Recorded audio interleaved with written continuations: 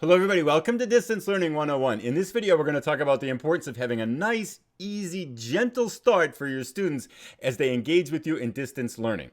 Why is this important? Well, there's three main reasons, and here they are. The first is that research shows that a vast majority of people who fail at distance learning never even do the first assignment. Some older research indicates as high as 40% of students that start online courses that fail online courses never do that very first assignment. So making that first assignment easy goes a long way towards helping students get engaged with the coursework and make it more likely that they're actually going to complete all of it.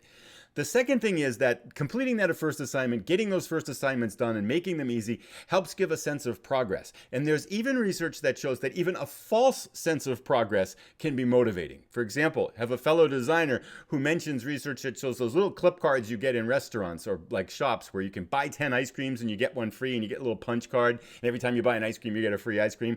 Well, they've shown that if you give people clip cards with like 11 punches and you give them the first punch already done, even though they've never bought anything, people are more likely to complete that than if you give them a punch card with 10 items and none of them are completed. So that idea that there's a little bit of investment, I've gotten something done, even if maybe they haven't gotten something done, can go a long way towards people actually completing the routine that you're asking them to do. So that's a second reason. A third reason is that as kids are shifting into distance learning, they have to figure out the routines and the mechanics that are around distance learning, and that takes brain space. It burns up glycogen just trying to figure out, how do I submit this? How do I log in? How do I do all these kinds of things? So if you're overloading them with both that and a challenging academic class right at the start, oftentimes that can cause their brains just to fizzle out and they don't make it through.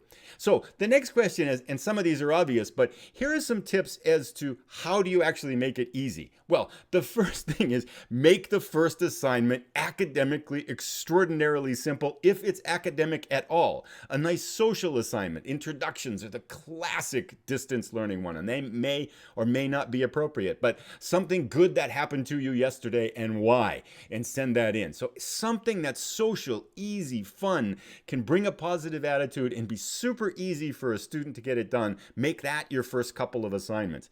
The second thing is make it totally obvious. This is different than easy. Don't bury it at the bottom of something. Make it upfront the first thing so that students think, hey, we're going to learn this. To get started, we're going to do a really easy assignment. So right away, they're 30 seconds in and they've got something to do and it's easy and they're like, yeah, I can do that. And they're started. So make it both easy and obvious. The third thing to think about is to use progress indicators. Now, we don't want necessarily work to be this endless list of checklists of things to do. That's kind of busy work.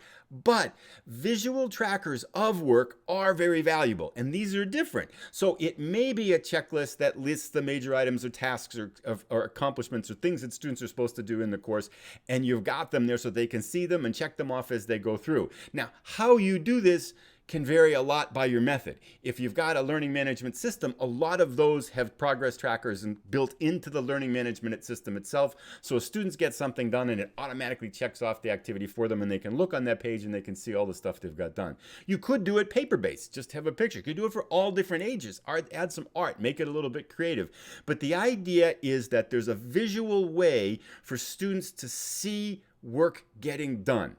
We do a lot of work in our district with Agile and Scrum and bringing those principles to education, and that is a huge element behind Agile and Scrum work methodology. There's tremendous power to making work visual. And so checklists, Trello boards, all these types of things, charts, maps, fill-in things, anything you can do that's age appropriate and student appropriate that can help your students give visual indication of progress in the course can go a long way towards keeping them going, especially if those first things are easy and they can start checking them off and they can start saying, wow, okay, I got like 2 of 30 things done. Hey, I'm making progress here.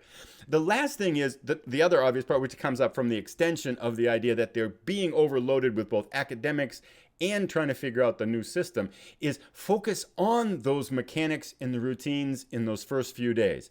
So assignment almost in itself is, how do I submit an assignment? How am I going to log in? All these different types of things you're building up so that you've got your routines, the mechanics, the expectations surrounding the academic work. A lot of those can be cognitively very easy, but you want to bring in that. If you get through the first few days and your students understand how to submit things, understand how to log, understand how to check in, if they can just navigate the navigation and the mechanics and the routines and the logistics and the expectations and rules of your course through those first 2 or 3 days, that's a huge accomplishment if you're shifting into distance learning, which, if you think about it, is very much what teachers generally do in the beginning of a school year as they set up the expectations, they talk about how things are going to work.